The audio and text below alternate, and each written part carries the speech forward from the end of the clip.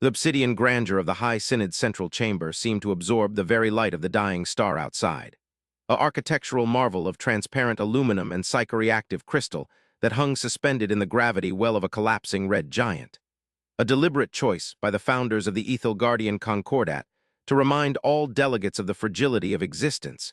Yet today, that fragility felt less philosophical and more like a suffocating physical weight pressing against the carapace. Scales and synthetic skin of every being gathered within the vast, circular hall. The war was over, technically speaking. The great conflagration that had consumed systems and burned nebulas into radioactive dust had ceased its roaring, leaving behind a silence that was somehow louder and more terrifying than the orbital bombardments that had characterized the last distinct epoch of galactic history. For in the silence, there was no enemy to shoot, no formation to break. Only the crushing realization of what had been unleashed to achieve this Pyrrhic peace and the dread of the entity that had delivered it. High Chancellor Vogt, a being of ancient lineage whose avian features were dulled by centuries of stress and molting cycles, gripped the edges of the levitating podium with talons that trembled not from age, but from a visceral, instinctive fear that bypassed his cognitive enhancements and struck directly at the primitive brainstem of his species, a fear that whispered that the saviors of the galaxy were far more dangerous than the conquerors they had just dismantled. The chamber was filled with the murmur of 1,000 species, a cacophony of clicks, hums, telepathic projections, and synthesized translations, all blending into a single note of anxiety, for the agenda of this emergency session was not reconstruction, nor was it the celebration of survival, but rather the handling of the human question, a topic that had shifted from a minor footnote in the early days of the conflict to the singular obsession of the Council. Vogt looked out over the assembly, his multifaceted eyes catching the shifting hues of the ocularis delegates who communicated through bioluminescence, their skin flashing intricate patterns of distress, and the hulking, silicone-based Granthonians who sat like boulders in a stream, their internal core temperatures radiating a dull heat that signified intense agitation, and he knew that he could not calm them, for he could not calm himself. The betrayal was fresh, a wound that had not yet scabbed over, for the Zartal, the warrior caste that had served as the enforcers of the Concordat for 10,000 cycles, had not merely fled the final battle. They had turned their guns on the hospital ships of the relief fleet to cover their escape, an act of cowardice and malice so profound that it had shattered the moral spine of the Alliance, leaving the galaxy vulnerable and broken until the humans had stepped into the void, not with the panicked flailing of the other younger races, but with a terrifying, calculated silence that had turned the tide of the war in a matter of localized rotations.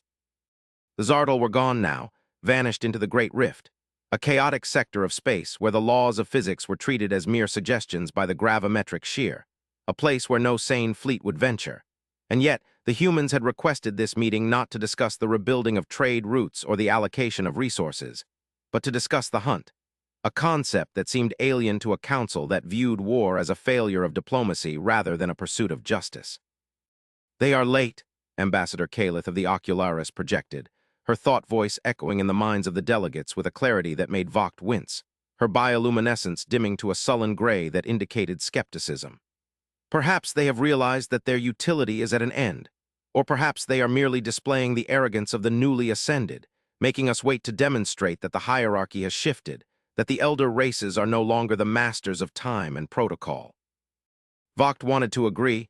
He wanted to believe that the humans were merely posturing. For posturing, he understood, arrogance he could navigate through treaties and sanctions, but deep down he knew that the humans did not posture in the way the Concordat understood. They did not puff out their chests or flash warning colors. They simply existed with a density of purpose that bent the social gravity around them. "They will come," Vogt croaked, his vocalizer struggling to modulate the harsh harmonics of his native tongue into the smooth trade language of the floor. "They are bound by the summoning protocols just as we are, and they are nothing if not adherents to the letter of the agreement, even if they violate its spirit with every breath they take." The irony of his statement hung in the air, heavy and suffocating, for the humans had followed every rule of engagement, every clause of the Geneva System conventions, and yet they had waged war with a brutality that was technically legal but spiritually devastating, utilizing kinetic bombardment strategies that cracked crusts but spared atmospheres, deploying biological inert agents that paralyzed armies without killing them, leaving millions of enemy combatants trapped in their own bodies, conscious but immobile. A psychological terror that had done more to break the enemy than any death ray or plasma storm. The doors to the great chamber did not open with a fanfare, nor did the annunciators blare the arrival of a conquering hero.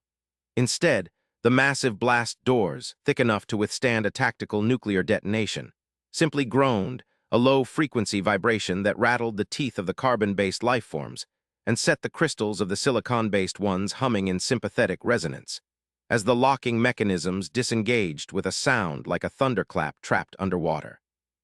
Silence, absolute and total, descended upon the synod as the heavy durasteel slabs parted, revealing the corridor beyond, which was not filled with a retinue of guards or a parade of flag-bearers, but was empty save for a small group of figures walking abreast, their footsteps rhythmic and heavy, the sound of boots on the resonant alloy of the deck plating echoing like the ticking of a doomsday clock. There were no power suits, no ceremonial armor, just fabric uniforms of a dark, non-reflective gray, devoid of medals or ribbons, utilitarian and stark against the opulent backdrop of the alien architecture. A visual representation of the human philosophy that function was its own aesthetic, and that vanity was a flaw in the system. Leading them was a figure who seemed physically unimposing compared to the towering Granthonians or the spindly, elongated forms of the arrows. A bipedal creature of average height with pale skin and fur restricted to the top of the cranial ridge. Yet as he walked, the atmosphere in the room shifted, the air growing colder, sharper, as if his very presence was ionizing the oxygen. Admiral Elias Thorne did not look like a man who had just orchestrated the systematic dismantling of a galactic empire. He looked like an accountant who had found a discrepancy in the ledger and was determined to correct it. His face a mask of polite indifference, his eyes, dark and unreadable, scanning the room not with the hunger of a predator, but with the detached assessment of an engineer inspecting a faulty bridge. He stopped at the center of the chamber, the floating platform lowering to meet him, and he stepped onto it without hesitation, his delegation. 2 aides and a single, heavily cybernetic individual who seemed to be interfacing with the station's systems merely by existing. Remaining at the perimeter, silent sentinels who watched the crowd with a stillness that was unnatural for biological entities. Thorne placed a single data slate on the podium, the click of the device against the crystal surface loud in the terrified silence, and looked up at Vogt, his expression mild, almost bored. Yet beneath that veneer lay a kinetic potential that terrified the High Chancellor more than any weapon. "High Chancellor," Thorne said, his voice unamplified yet carrying to the furthest reaches of the gallery, a trick of projection or perhaps a subtle technological enhancement. "We received the summons, we are here, but I must admit my government is confused, the war is concluded, the enemy capital has capitulated, the surrender documents are signed, and yet the Concordat remains in a state of emergency. You have called us here not to discuss reconstruction, but to discuss the Zartal. Why?" The question was simple, disingenuous even, for Thorne knew exactly why, but he forced the aliens to say it, to admit their fear and their failure aloud. Vogt swallowed, his throat sac expanding and contracting nervously. "Admiral Thorne," Vogt began, trying to summon the gravitas of his office. "The Zartal, they have betrayed the Concordat. They fired upon the medical frigates. They abandoned the line of silence. They have fled with stolen encryption keys that could compromise the entire subspace network. They are traitors of the highest order." "You know what they are?" Thorne interrupted, his voice dropping an octave, losing its polite edge and becoming something harder, like granite grinding against steel. "We saw the logs. We saw the sensor date of them turning their batteries on the Saint of Mercy Hospital ship. We saw them jump away while our destroyers were holding the line against the bioswarms. We do not need a history lesson, High Chancellor. We need to know why you are debating. They are traitors. Traitors are not debated. They are hunted." The word hung there, hunted, and a ripple of unease went through the assembly, for the concept of a hunt was something primitive, something the civilized races had evolved beyond Preferi. NG containment, rehabilitation, or exile, but the humans spoke of it as a fundamental law of thermodynamics, an equation that needed balancing. "They have fled to the dark sector," Calith projected, her curiosity overcoming her fear, floating her platform closer to the center. "No ship can navigate the gravimetric shears there. The nebulae are filled with ionic storms that strip shielding in minutes. To pursue them is suicide. We debated because we believe they are as good as dead. We debated to decide if we should simply seal the borders and let the galaxy digest them. Why risk more lives for vengeance? Thorn turned slowly to face the Ocularis ambassador, his movement fluid and precise. Vengeance, he repeated, tasting the word as if it were a foreign spice. You misunderstand us, ambassador. This is not about vengeance. Vengeance is an emotional reaction. It is inefficient. It clouds judgment. This is about accountability. If the Zartal are allowed to survive, to establish a stronghold in the dark sector, they will return. Not today, not tomorrow, but in a generation or two. They have the codes. They have the warships. They have the will to power. To let them go is not mercy, it is negligence, and humanity does not tolerate negligence. He tapped the data slate, and a massive holographic projection sprang to life above the council, a three-dimensional map of the galaxy that was far more detailed than anything the Concordat possessed, showing not just the safe lanes and the trade routes, but the swirling, chaotic madness of the dark sector, rendered in terrifying detail. You say it is unnavigable, Thorn said, gesturing to the swirling vortices of purple and black that marked the forbidden zone. You say the storms strip shielding. You say the gravity wells crush hulls. You are correct for your ships. Your vessels navigate by beacon and buoy tethers to safety. You traverse the ocean by hugging the shore. Humanity.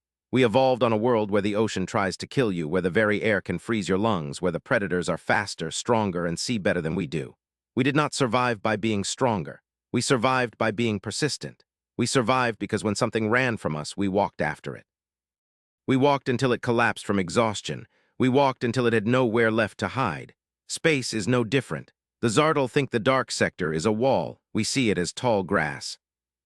The metaphor was lost on some, but the implication was clear enough to send a chill through the room. The humans intended to go into the hellscape that terrified the elder races, and they intended to do it not with a massive fleet, but with a hunter-killer force designed for endurance. We are not asking for permission, Thorn continued, his eyes sweeping back to Vogt. We are informing you. The Terran Coalition has authorized the deployment of the verdict, a deep void persistence tracker. We will enter the dark sector, we will locate the traitor fleet, we will neutralize the threat, and we will retrieve the encryption keys. We require only one thing from this council, a witness. Vogt blinked, confused. A witness? Yes, Thorn said, a ghost of a smile touching his lips, a smile that didn't reach his eyes. We have been accused of excessive force, of brutality. We do not wish for our actions in the dark to be misinterpreted by history. We want a representative of the Concordat to accompany us, to see how we operate, to verify that we follow the laws of war even when our enemies do not. We want you to see that we are not monsters. We are simply thorough. The request was a trap, Vogt realized. If they refused, they looked like cowards who didn't care about the encryption keys. If they accepted, they were complicit in whatever the humans were about to do. The silence stretched again, agonizingly long, until Calith's platform descended fully. I will go, she projected, her voice steady despite the flashing, chaotic patterns on her skin. The Ocularis seek truth above all. I will witness this. Hunt, I will record the actions of the Terran fleet. Thorn nodded, a crisp, sharp motion. Acceptable. Gather your things, ambassador. The verdict breaks orbit in 3 standard hours. We do not wait for the tide. The transition from the opulent, crystal-infused aesthetic of the High Synod to the interior of the ISS verdict was a jarring assault on Calith's sensory organs, a shift from a world of art and philosophy to a realm of pure, unadulterated brutalism where every rivet, every bulkhead, every exposed conduit screamed of functionality and endurance. The human ship did not hum with the harmonious resonance of a zero-point energy drive. It thrummed with the guttural growl of contained fusion and antimatter, a vibration that she could feel in the gel sacs of her inner ears, a constant reminder that this vessel was containing forces that wanted to explode, harnessing them throughout. Sheer engineering stubbornness. The corridors were wider than she expected, the ceilings higher, designed not for comfort but to accommodate the movement of heavy power loaders and damage control teams, and the lighting was a stark, clinical white that left no shadows, revealing the scuffs on the floor plates and the weld scars on the walls, badges of honor for a ship that had likely seen more combat in its 10-year lifespan than the entire Ocularis defense fleet had seen in a millennium. She was escorted not by armed guards, but by a young ensign, a female human who moved with an easy, efficient grace, carrying a datapad and checking logistics streams as she walked, treating the presence of a high-ranking alien diplomat with a polite distraction that was both insulting and refreshing. Admiral Thorn is on the bridge, the ensign said, her voice clipped. He apologizes for not greeting you personally, but we picked up an ion trail 3 parsecs past the heliopause of the exclusion zone. The Zardal are moving faster than we predicted. They're burning their engines hot, likely trying to put as much distance between us and them before they hit the real turbulence of the rift. Kalith floated along on her grav sled, her sensory tendrils sampling the air, tasting ozone, recycled coffee, a human stimulant she found noxious, and the faint metallic tang of weapons lubricant. "You sound as if you have already found them," she projected. "The dark sector is vast. Surely an ion trail is not enough." The ensign stopped at a blast door and keyed a sequence. "Ambassador, with respect, you're thinking like someone who looks with eyes. We don't just look. We listen to the background radiation. We smell the neutrino emissions. We feel the gravitational wake. A fleet that size moving that fast, they might as well be screaming. The hard part isn't finding them. It's catching them before they do something stupid." The doors slid open, revealing the bridge of the verdict, and Kalith was struck by the silence.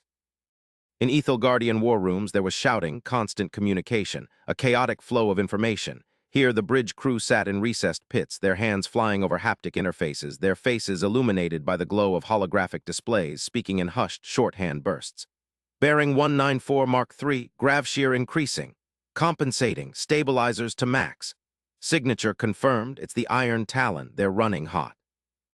Admiral Thorne stood at the center of the room, not on a raised dais, but in a command pit that put him at eye level with his crew, his hands clasped behind his back as he stared at the main view screen.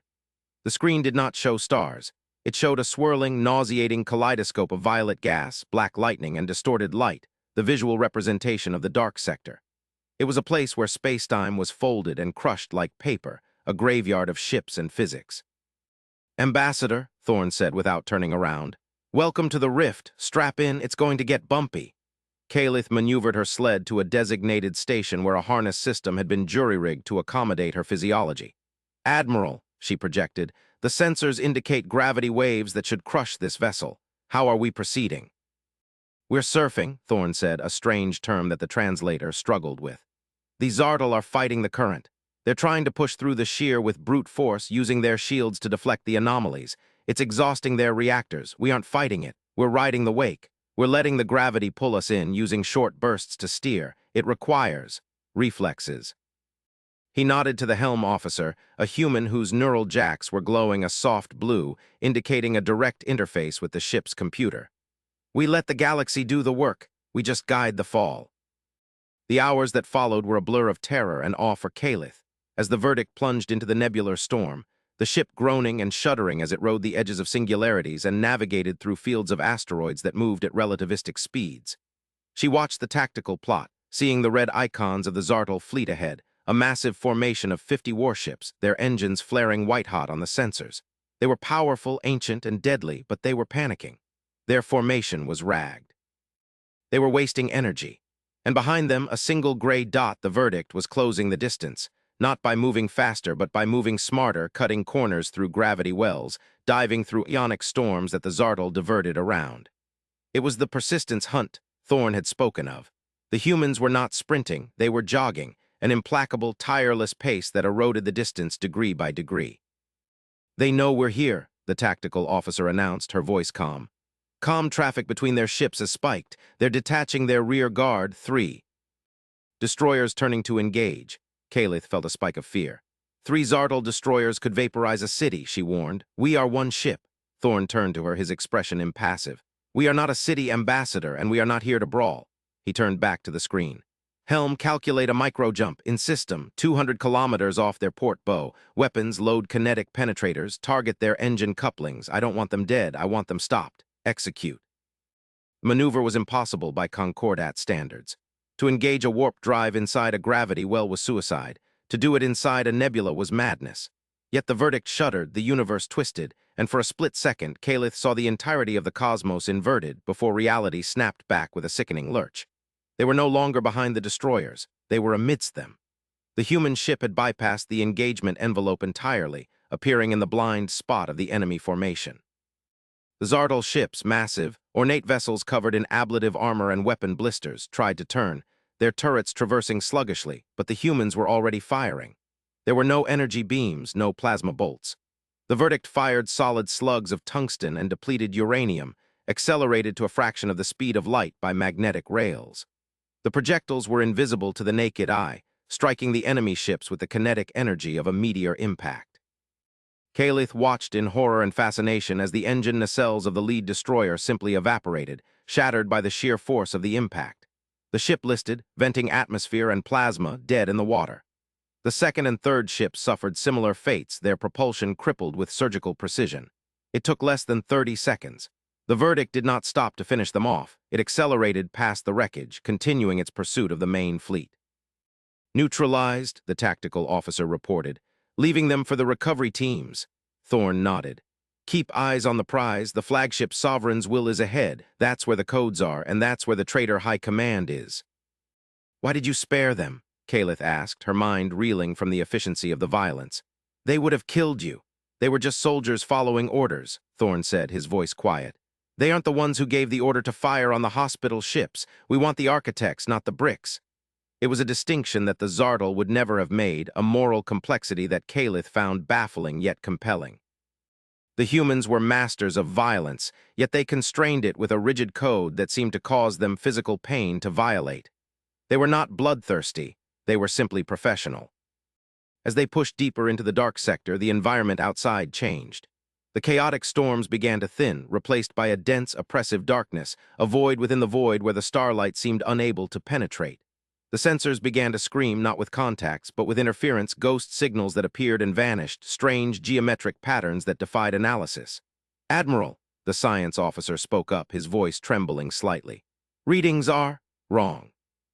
The background radiation here isn't random. It's structured. I'm picking up a carrier wave, extremely low frequency. It's coming from the center of the sector, and the Zardal are heading straight for it.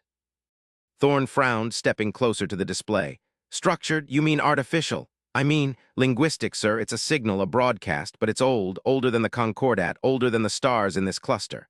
The bridge went silent. The hunt had shifted. It was no longer just a pursuit of traitors. It was a descent into a mystery. Put it on audio, Thorne ordered. The speakers crackled, and then a sound filled the bridge, a low, rhythmic thrumming like a heartbeat, overlaid with a complex, dissonant screeching that sounded like metal tearing. Kalith felt a wave of nausea, her bioluminescence flashing erratic warnings. Turn it off, she projected, clutching her head. It hurts. It feels like hatred. Thorne signaled to cut the audio. Psych warfare? He asked. No, Kalith replied, recovering slowly. That is not a weapon, that is a memory, a scream of something that refused to die, the Zardal.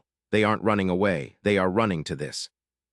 The revelation changed the tactical calculus. The Zardal were not cowards fleeing justice, they were cultists or desperate zealots seeking something in the dark. The verdict closed the final distance, the sensors finally piercing the gloom to reveal the destination. It was not a planet nor a station. It was a megastructure. A ring of dead metal, shattered and broken, orbiting a black hole that was feeding on the remnants of a solar system. The ring was colossal, dwarfing the fleets that swarmed around it like gnats, and docked at one of the few intact pylons was the Sovereign's will, along with the rest of the traitor fleet. They weren't fighting, they were powering down.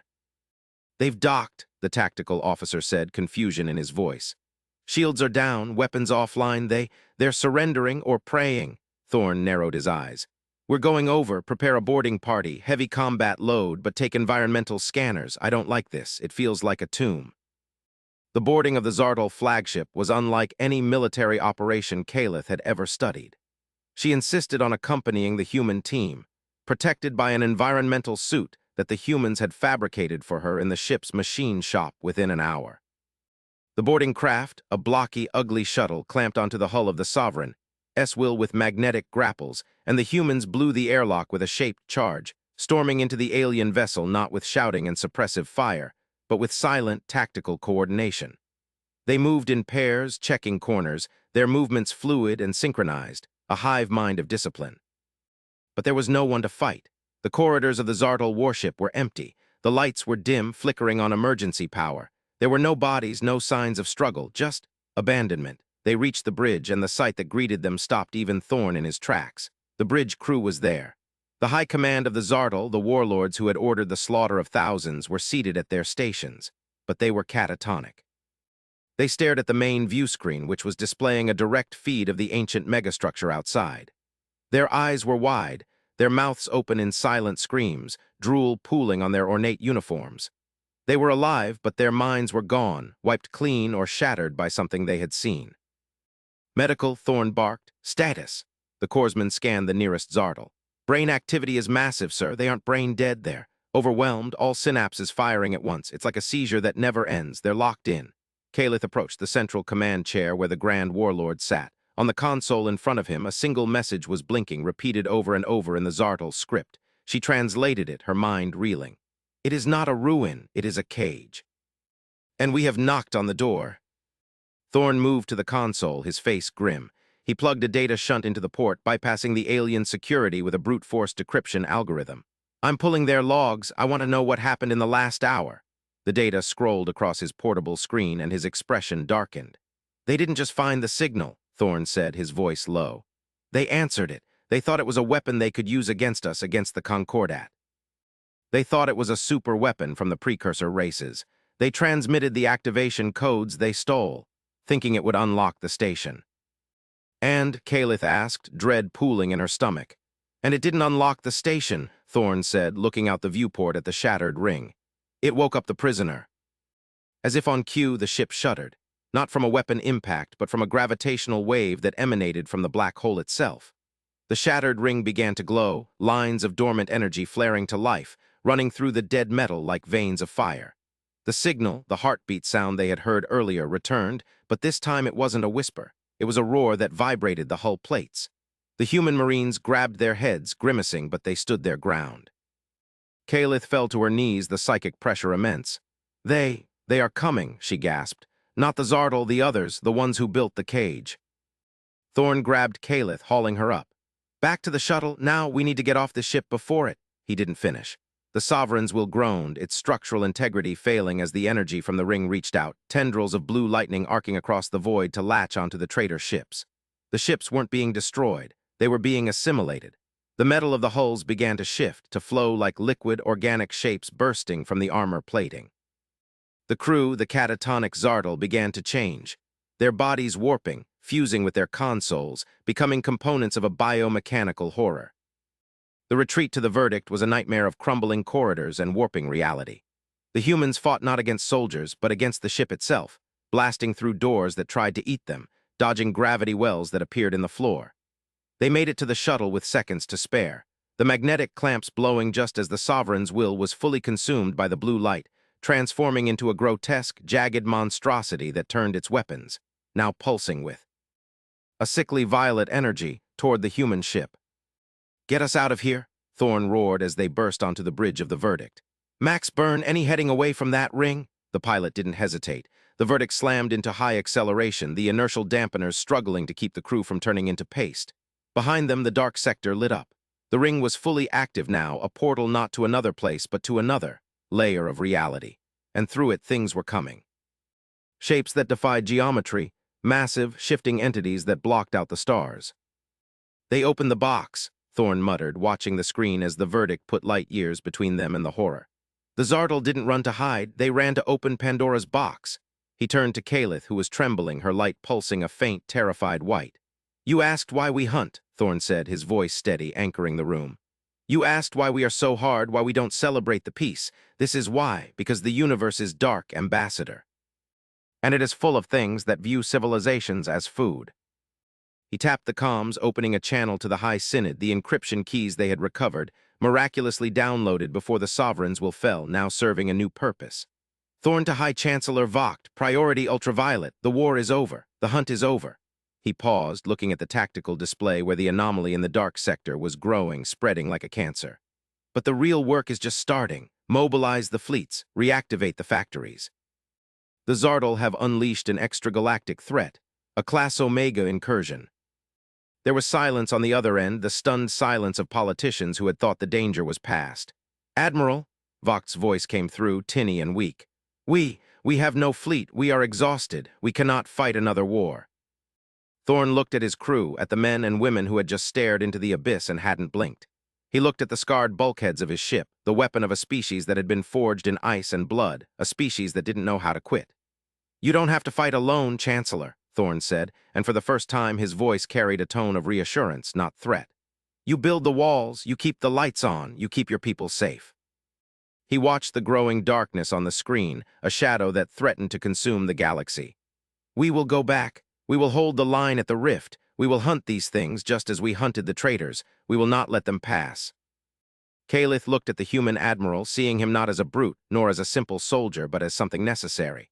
The galaxy was a garden, beautiful and fragile. But gardens needed walls, and more importantly, gardens needed gardeners who were willing to kill the weeds with their bare hands. The humans were not the masters of the galaxy. They were its immune system. Violent, feverish, and absolutely essential for survival. "Ambassador," Thorn said, breaking her reverie, "you should return to the Synod. Tell them what you saw. Tell them the Zardal are gone. Tell them justice was served." "And what will you do?" Calith asked, though she already knew the answer. Thorn adjusted his uniform, the ghost of a smile returning, this time grim and determined. We're going to get more ammo, and then we're going back in, because if we don't hunt them there, we'll have to fight them here, and I prefer my wars in the neighbor's yard." The verdict turned, its engines flaring against the backdrop of the uncaring stars, a lone gray speck standing between a terrified galaxy and the encroaching night. The War of Empires was history. The war for existence had just begun. And humanity, the persistent predator of the cosmos, was ready to run until the end of time. The return to the High Synod was not the triumphant procession Calith might have imagined in her youth, nor was it the somber funeral march she had feared when the verdict first breached the event horizon of the dark sector. It was something else entirely, a frantic, high-velocity dissemination of terror and salvation. She had been transferred to a fast courier vessel at the edge of the system, while the verdict remained on station, a lone sentinel watching the widening maw of the rift. As she stood once again in the crystal chamber, the atmosphere was different. The silence of political maneuvering was gone, replaced by the chaotic noise of survival. Vogt listened to her report, his ancient head bowed, his talons gripping the podium so hard the crystal fractured. The holographic recording she brought, the footage of the Zardal flesh merging with the metal, the sound of the heartbeat signal, the sheer scale of the entities emerging from the megastructure played on the central display. The council did not debate this time. There were no arguments about jurisdiction or trade tariffs. The whole was too absolute, too visceral. When the footage ended, showing the verdict holding position against a backdrop of purple lightning and writhing bioships, the room was deadly silent. "They stayed," Vogt whispered, his voice trembling. "One ship against that." "They are not alone for long," Calith replied, her voice projecting with a strength she hadn't possessed before. "Admiral Thorn transmitted a signal before I left, not to us, to Earth." "Reinforcements," a Granthonian delegate rumbled. "No," Calith said, "a hunting call." And indeed, across the galaxy, the call was answered. It was not just the Terran military that responded. The human species, fractured and spread across 1,000 colonies, united by a singular genetic response to an existential threat, began to move. In the deep docks of the Sol system, massive foundries that had been spun down after the peace treaty roared back to life, the heat of their furnaces turning the moons of Jupiter into beacons. Mothballed dreadnoughts, scarred from the previous war, were reactivated, their crews returning from retirement not with complaints, but with a grim sense of purpose. But it was more than just ships. It was a shift in the galactic psyche. Calith watched as the humans took charge of the logistics, not as conquerors, but as crisis managers. They integrated with the Ethel Guardian defense grids. They shared technology that they had previously kept secret, shield harmonics, kinetic driver specs, medical nanites, because they realized that in the face of the Omega threat, secrets were a liability. The humans were uplifting the galaxy, dragging the elder races kicking and screaming into a new age of militarization, not for conquest, but for survival. Weeks turned into months, the rift expanded. The entities now dubbed the Hollow probed the defenses. They were nightmares of physics, ships that phased through matter, weapons that fired despair as much as energy. The first skirmishes were brutal. The Concordat fleets, beautiful and elegant, shattered like glass, but the human fleets held. They fought with a savage ingenuity, ramming ships when weapons failed, detonating warp cores to create firebreaks in space, boarding the bioships with chain axes and shotguns to fight the horror face-to-face. Calith found herself back on a bridge, not the verdict this time, but the Ethelgard's Pride, the new flagship of the joint fleet. Vogt was there, looking older but harder, his fear calcified into resolve. And there, on the tactical plot, was the human armada. They didn't have the numbers of the Hollow, they didn't have the size, but they had the hate. They are breaking through the central line, the tactical officer screamed. The Hollow are pushing for the core worlds. On the screen, a massive wedge of bioships, each the size of a moon, was driving a spearhead through the Allied formation. It looked unstoppable. Signal the Terrans, Vogt ordered. Tell them to retreat. We need to regroup at the inner perimeter. Negative, the comms officer replied. Terran command refuses. Refuses, Vogt sputtered. It is suicide.